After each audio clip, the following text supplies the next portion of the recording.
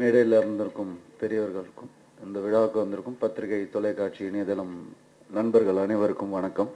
ஒரு சின்ன ரிக்வெஸ்ட், மேடையில் இருக்கிறவங்க ஒரு தடவை பத்திரிகைக்காரங்களுக்கு இங்கே வந்திருக்கிறவங்களுக்கு கிளாப் பண்ணுங்க ப்ளீஸ்.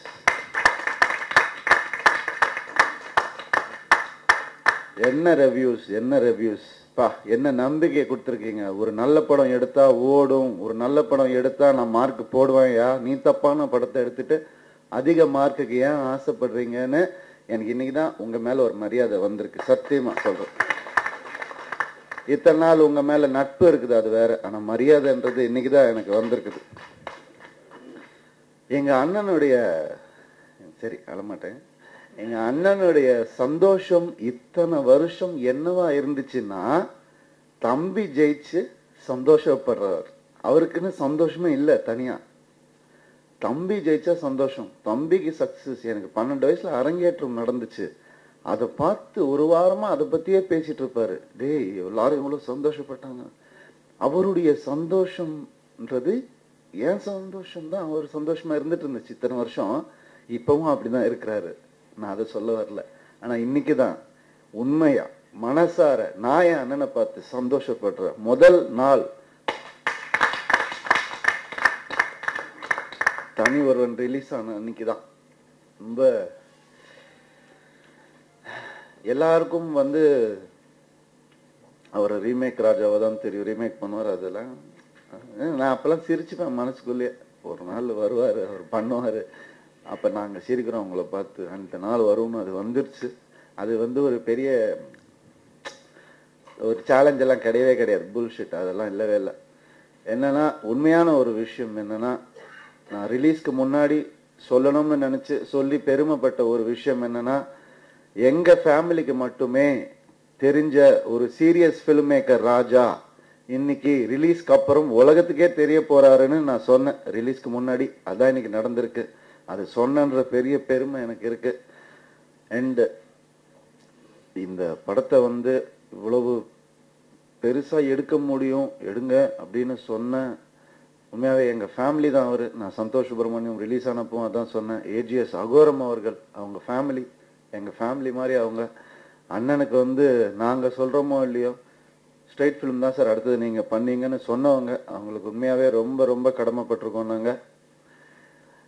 ஆதி ஹிப்ஹாப் தமிழா எங்களுடைய ஃபேமிலியில ஒரு அங்கம். அவர் நான் உண்மையா சொல்லணும்னா சத்தியமா இந்த படம் அண்ணன் சொன்ன மாதிரி ஸ்கிரீன் பிளே ஓரியன்ட் ஃபிலிம். இது கதை சொல்லி வச்சு புரியாது. ஏதோ நான் அந்த ஃபேமிலியில பிறந்தேங்கிறதுனால தான் எனக்கு அந்த கேரக்டர் புரிஞ்சுது. இல்லைன்னா சத்தியமா யாருக்கும் புரிய வாய்ப்பே கிடையாது. அது கேரக்டரே கிடையாது. அது வேற விஷயம்.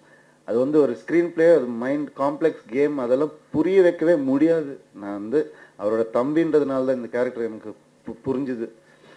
அது நான் தம்பி எனக்கு புரியுது.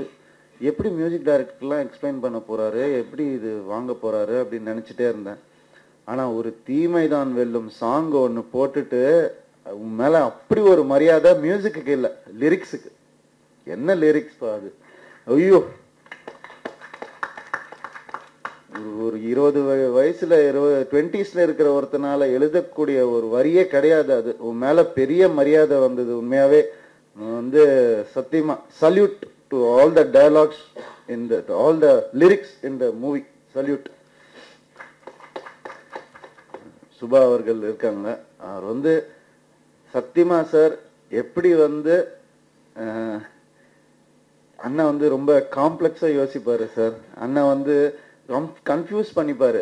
ஆனா என்னன்னா, அவர் நான் கன்ஃபியூஸ் ஆனவர்னு நினைச்சிட்டு இருப்பேன் நான் எப்பவுமே. ஆனா அது அப்படி கிடையாது. எல்லாருக்குமே கன்ஃபியூஷன் இருக்கு. அதை தைரியமா வெளிக்காட்டிக்கக்கூடிய ஒருத்தர்னு நான் இந்த படத்துக்கு அப்புறம் தான் புரிஞ்சுக்கிட்டேன். உன்ன மாதிரி கன்ஃபியூஷனை வெளியே காட்டிக்கிறவங்க மற்றவங்களே கன்ஃபியூஸ் பண்ணுவான். ஆனா கிளாரிட்டி அப்படி இருக்கும் கடைசியில வரும்போது. சரி, அண்ணன் தான் கரெக்டுன்னு தோணும். அந்த மாதிரி அண்ணனை கண்ணில் வேற எதையும் காட்ட விடாம ஸ்கிரீன் பிளேயை மட்டும் காட்டி ஒரு குதிரைக்கு இது போட்ட மாதிரி காமிச்சு அண்ணனை கூட்டு போயிருக்கீங்க sir. Bala sir, Suresh sir, ரொம்ப ரொம்ப தேங்க்ஸ் சார். அதுக்கு இந்த தம்பி ராமையா சார், தைரியமா சொல்லுவேன், இந்த படத்துல எனக்கு முதல்ல பிடிச்ச ஆக்டர் தம்பி ராமையா சார் தான். அதுக்கப்புறம் தான் எல்லாரும். சார் ஐயோ, அதான் அண்ணன் சொன்ன மாதிரி இப்படி ஒரு கேரக்டர் இல்லை இந்த உலகத்துல, நீங்க கிரியேட் பண்ணி கொடுத்துட்டீங்க சார். அது அது அது இருக்கிற கேரக்டர் தான் பண்ண முடியும், இல்லாத ஒரு கேரக்டர் கிரியேட் பண்ணி கொடுத்துருக்கீங்க சார். சார் இந்த படத்துக்கு உங்களுக்கு எல்லா அவார்ட்ஸும் வரணும்னு மனசார வேண்டிக்கிறேன் சார். நான் யாரையா விட்டு இருந்தா மன்னிச்சுக்கோங்க. மேனேஜ்மெண்ட் சைட்ல இருந்து எங்க எடிட்டர் கோபி அவருக்கும் ரொம்ப ரொம்ப தேங்க்ஸ். ராம்ஜி சார், அதாவது ஒரு சகாப்தம் முடியுது, film is no more. Tamil சினிமாவில், இந்தியன் சினிமாவில் நோ மோர். கடைசி படம் தனி ஒருவன் தான் ஃபிலிம்ல ஷூட் பண்ண படம். a tribute to film. This film is a tribute to film. எனக்கு நிறைய பத்திரிக்கைக்காரங்க சில பேர் ஒரே கேள்வி மட்டும்தான் கேட்பாங்க. எனக்கு வந்து ரொம்ப கஷ்டமா இருக்கும். என் சைடுன்னு ஒன்று இருக்கு, இந்த ஃபேமிலியில் பிறந்திருக்கேன் நான், உங்களுக்கு தெரியும். எனக்கும் ஒரு சீரியஸ் சைடு. எந்த ஹீரோயின் உங்களுக்கு பிடிக்கும், எந்த ஹீரோயின் கூட நீங்கள் கிள்ளி விளையாடுவீங்க, அடித்து விளையாடுவீங்க, அப்படிலாம் கேட்பாங்க. அப்படியே கடுப்பாக இருக்கும். சரி கேளுங்க, கேட்டுட்டு அடுத்து ஒரு சீரியஸ் கேள்வியாக கேளுங்களேன். எனக்குள்ளேயும் ஒருத்தன் இருக்கிறான், ஒரு தனி ஒருவன் இருக்கிறான் எனக்குள்ளேயும். இன்னைக்கு தைரியமாக என்னால் பேச முடியுது, சமுதாய பொறுப்பு இருக்கிற படங்கள் பண்ண முடியுது. ஸோ எனக்கு அந்த ஒரு மரியாதையும் அந்தஸ்தும் கொடுத்த எங்க அண்ணனுக்கு வந்து நன்றி சொல்லும். நன்றி, அதையும் தாண்டி ஹேட்ஸ் ஆஃப், சல்யூட்.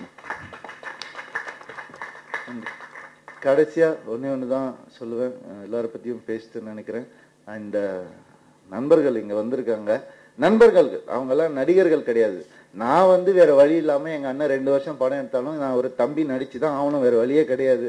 ஆனா இவங்க அப்படி கிடையாது. சார் கால் ஷீட் இல்ல சார், போங்க சார், அப்புறம் சார் சொல்லலாம்.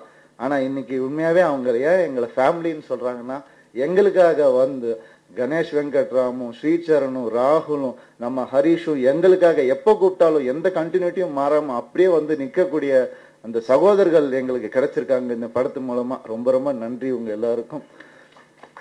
அண்ட் நிறைய விட்டுருந்தேன்னா தயவு செஞ்சு மன்னிச்சுக்கோங்க. எனக்கு ஒன்னே ஒண்ணுதான், இப்ப கூட கேள்வியில கேட்டாங்க, ஜெயம் ரவின்னு உங்க பேர் இருக்குது, நீங்க அதை தனி ஒருவன் ரவியா மாத்திப்பீங்களா இப்போ அப்படின்னு கேட்டாங்க. நான் தான் சொன்னேன், ஜெயம் என் விசிட்டிங் கார்டு, அதை மாற்ற முடியாது, அது எல்லாருக்கும் கொடுக்குறேன், பார்த்துக்கோங்க. ஆனா தனி ஒருவன் என் நெஞ்சில குத்துன பச்சை, அது என் உடம்போட ஒட்டினது, அது யாராலும் எடுக்க முடியாது. உயிர் உள்ளவரை, உடல் உள்ளவரை தனி ஒருவன் இங்கதான் இருக்கும். தேங்க்யூ.